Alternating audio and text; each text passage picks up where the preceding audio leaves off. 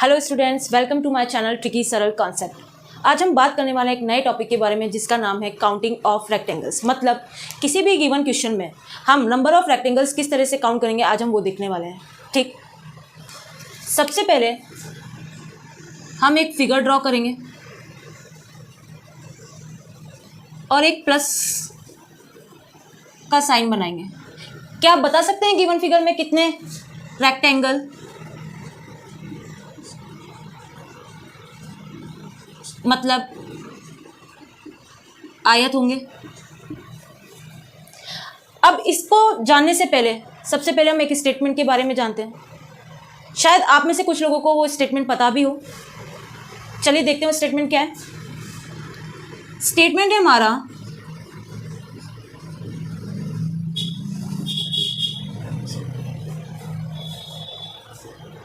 वर्ग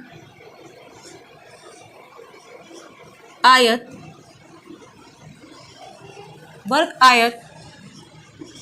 हो सकते हैं, परंतु आयत कभी भी वर्ग नहीं हो सकता।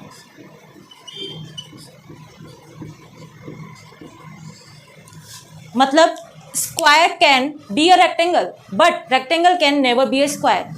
मतलब किसी भी गिवन फिगर में नंबर ऑफ रेक्टेंगल्स को जब हम काउंट करेंगे तो हमें स्क्वायर को भी एज अ रेक्टेंगल काउंट करना पड़ेगा। ठीक, इसको और डिटेल में समझते हैं। इसके लिए हम सबसे पहले स्क्वायर और रेक्टेंगल को ड्रॉ करते हैं। हम जानते हैं square have all the sides be equal. मतलब स्क्वायर की सभी साइड्स क्या होती हैं? इक्वल होती हैं। And in a rectangle opposite sides be equal. मतलब रेक्टेंगल में अपोजिट साइड्स क्या होती हैं? इक्वल होती हैं। ठीक, अब स्टेटमेंट हमें क्या बोल रहा है? वर्ग आयत हो सकते हैं। मतलब रेक्टेंगल की एक ही प्रॉपर्टी अपोजिट साइड्स का इक्वल होना, और वो स्क्वायर जो है वो फॉलो कर रहा है क्योंकि इसकी जो अपोजिट साइड्स है वो क्या है? इक्वल है।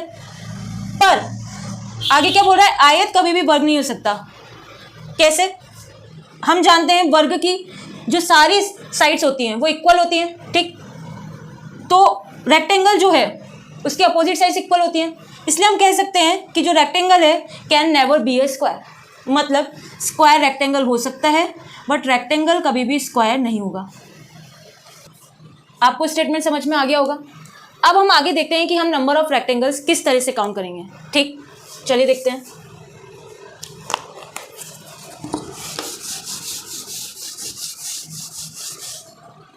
अब जो गिवन फिगर है उसमें हम सबसे पहले बेसिक तरीके से नंबर ऑफ रेक्टेंगल्स काउंट करेंगे।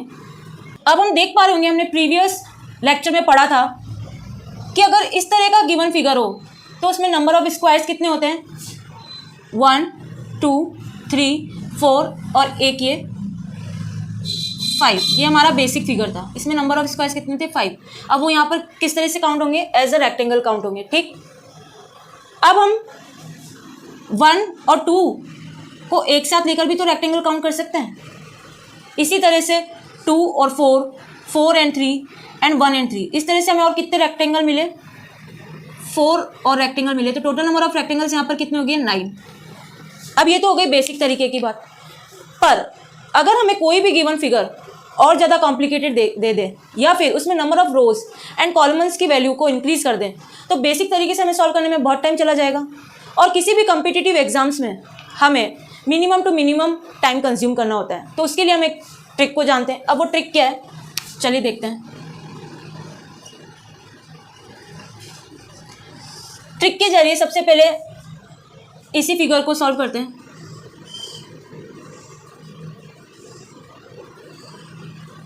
सबसे पहले हम number of rose and column को काउंट कर लेंगे। 1 2 1 एंड 2, और इनको क्या कर देंगे? ऐड कर देंगे। तो यहाँ पर हमारे पास क्या आया? 3, और यहाँ पर हमारे पास क्या आया? 3। अब जो भी गिवन रिजल्ट है उनको हम आपस में मल्टीप्लाई कर देंगे तो हमारे पास क्या निकल कर आ जाएगा? Total number of rectangles. ठीक, अब ये जो ट्रिक है ये सेम रहने वाली है, चाहे फिगर हमारा सिमेट्रिक हो, मतलब रोज इक्वल टू कॉलमन हो, चाहे हमारा फिगर नॉन सिमेट्रिक हो। नॉन सिमेट्रिक की प्रॉपर्टी क्या है? रोज नॉट इक्वल टू कॉलमन। दोनों ही केसेस में हम सेम ट्रिक को फॉलो करेंगे। अब हम आगे एक और एग्जांपल लेते हैं और इसमें देखते हैं नंबर ऑफ रेक्टेंगल्स किस तरह से काउंट होंगे।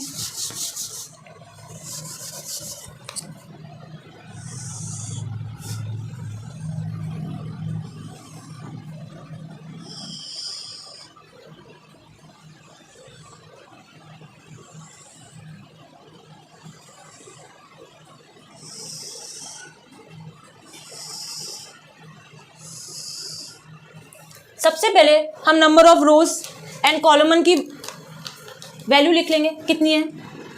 1 2 3 एंड 4। इसी तरह से 1 2 3 एंड 4। अब इनको क्या कर देंगे? ऐड कर देंगे। हमारे पास कितना निकल कर आएगा? 4 + 3 7, 7 + 2 9, 9 + 1 10। इसी तरह से यहाँ पर क्या निकल कर आएगा? 1 + 2 + 3 + 4 10। और जो रिजल्ट आया उनको आपस में क्या करना है? हमें मल्टीप्लिकेशन करना है। तो हमारे पास क्या रिजल्ट निकल कर आएगा? 100। ये क्या है हमारे पास? Number of rectangles. ये तो हो गई सिमेट्रिक केस की बात, जिसमें number of rose and कॉलमन equal है। अब आगे बात करते हैं नॉन सिमेट्रिक की। ठीक, नॉन सिमेट्रिक के लिए हम एक फिगर ड्रॉ करते हैं।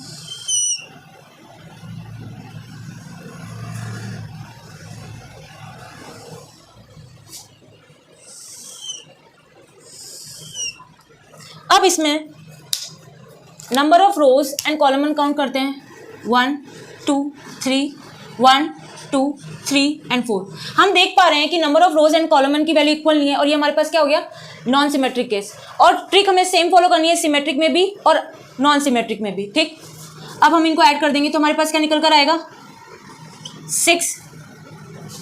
और यहाँ पर हमारे पास क्या निकल कर आएगा? 10। जो रिजल्ट आया उसको हमें क्या करना होता है? मल्टीप्लाई करना होता है। तो हमारे पास क्या वैल्यू निकल कर आएगी? 60। यही हमारे पास क्या है? Number of rectangles. ठीक, यहाँ तक आपको सब समझ में आया होगा। अब हम आगे बात करते हैं टाइप 2 की।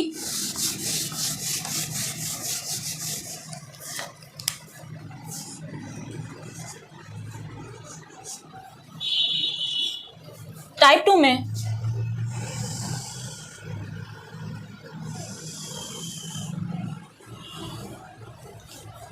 हम इस तरह का फिगर लेंगे, एक पट्टी लेंगे और इसमें क्या कर देंगे? स्क्वायर्स को ड्रॉ कर देंगे। अगर हमें इस तरह का फिगर दिखे तो हमें किस तरह से इसको सॉल्व करना है, इसमें नंबर ऑफ रेक्टेंगल्स किस तरह से काउंट करेंगे वो देखते हैं। हम इसको काउंट कर लेंगे कि हमारे पास कितने इसमें कॉलमन है। 1 2 3 एंड 4। और इनको क्या कर देंगे? हम ऐड कर देंगे। यह आया हमारे पास 10। 1 + 2 + 3 + 4 कितना होता है? 10। और यही हमारे पास क्या आ जाएंगे? Number of rectangles. ठीक, एक और एग्जांपल लेते हैं।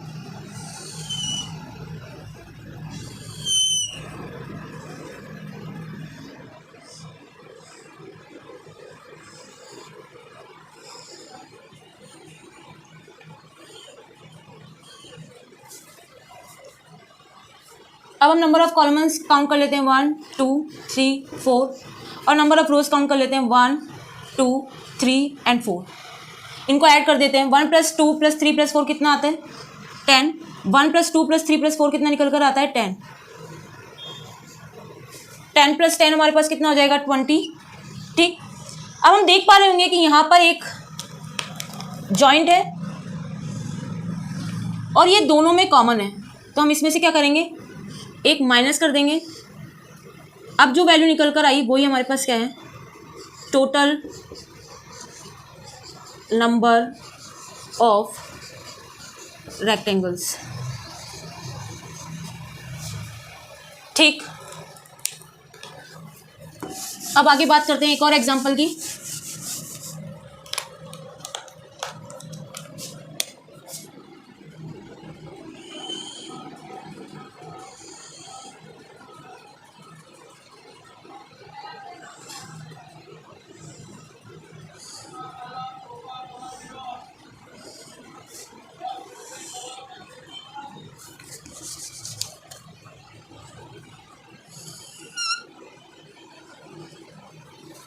यहाँ पर हम number of rose and column count करते हैं, 1 2 3। यहाँ से काउंट करेंगे 1 2 3 एंड 4। यहाँ से काउंट करेंगे 1 2 एंड 3। इनको ऐड कर देंगे, 1 + 2 + 3 हमारे पास कितना होता है, 6। 1 + 2 + 3 हमारे पास कितना होता है, 6। 1 + 2 + 3 + 4 हमारे पास कितना होता है, 10।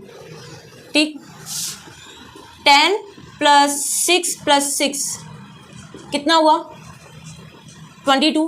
अब हम देख रहे हैं कि यहाँ पर हमारे पास कितने जॉइंट हैं, 2।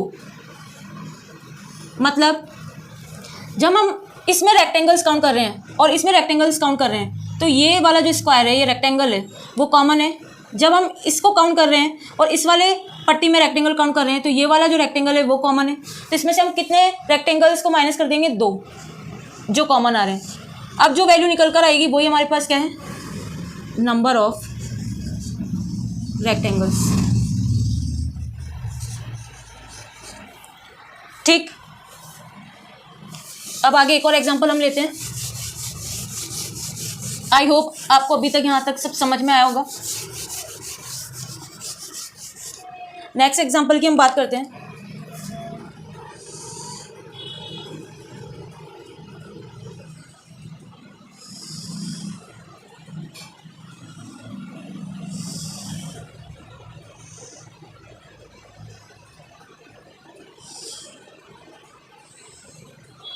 इस गिवन फिगर में नंबर ऑफ रेक्टेंगल्स कितने हैं ये हमें काउंट करना है। ठीक,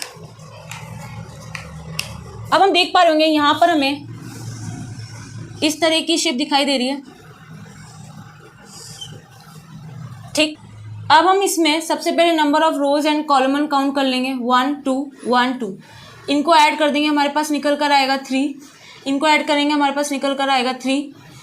इनको आपस में मल्टीप्लाई करेंगे तो हमारे पास क्या वैल्यू निकल कर आएगी, 3 × 3 9। यही हमारे पास क्या है, टोटल नंबर ऑफ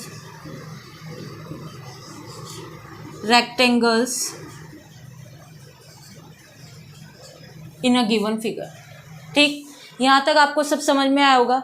अब हम आगे बात करेंगे एक और नए एग्जाम्पल की। चलिए देखते हैं वो क्या है।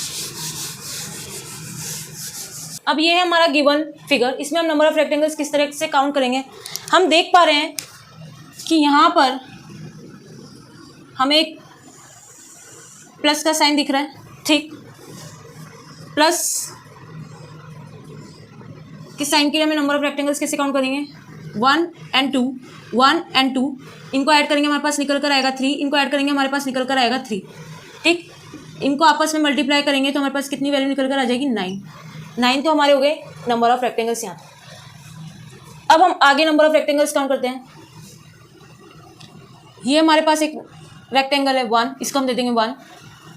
ये 2 3 4 5 6 7 8 9 and 10।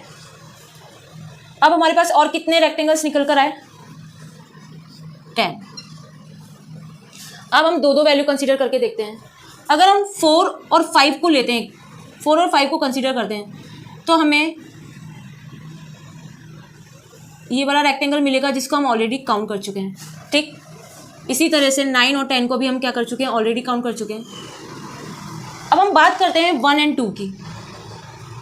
1 and 2 को कंबाइन करके हमें एक रेक्टेंगल मिलता है। इसी तरह 6 और 7 को कंबाइन करके हमें एक रेक्टेंगल मिलता है। तो हमें और कितने रेक्टेंगल मिले? 2। ठीक, अभी तक हमारे पास कितने रेक्टेंगल निकल कर आए? 9 + 2 11, 11 + 10 21। ठीक, अब हम 3 वैल्यूज़ कंसीडर करते हैं। अगर हम 1, 2, 3 को कंसीडर करते हैं तो हमें ये वाला रेक्टेंगल मिलेगा जो हम ऑलरेडी ही काउंट कर चुके हैं। इसी तरह से 6, 7, 8 वाले रेक्टेंगल को भी हम ऑलरेडी काउंट कर चुके हैं। ठीक, अब हम बात करते हैं 3, 4, 5 की। ये हमें एक रेक्टेंगल मिल जाता है। इसी तरह से हम बात करते हैं 8, 9, 10 की। ये हमें एक रेक्टेंगल मिलेगा। ठीक, तो हमें और कितने रेक्टेंगल मिल गए? 2। इसी तरह से अब हम 1, 2, 3 और 9 को कंसीडर करें तो हमारे पास एक और रेक्टेंगल निकल कर आता है। और अब हम 5, 6, 7 और 8 को कंसीडर करें तो हमारे पास एक और निकल कर आता है। तो इस तरह हमारे पास कितने रेक्टेंगल निकल कर आए? 2 और। अब हमारे पास टोटल नंबर ऑफ रेक्टेंगल्स कितने हो गए? 25। ठीक, उम्मीद है आपको यहाँ तक सब समझ में आया होगा। अब हम आगे बात करेंगे नेक्स्ट टॉपिक की नेक्स्ट वीडियो में। Please like, share and subscribe my channel tricky Saral concept. Thank you.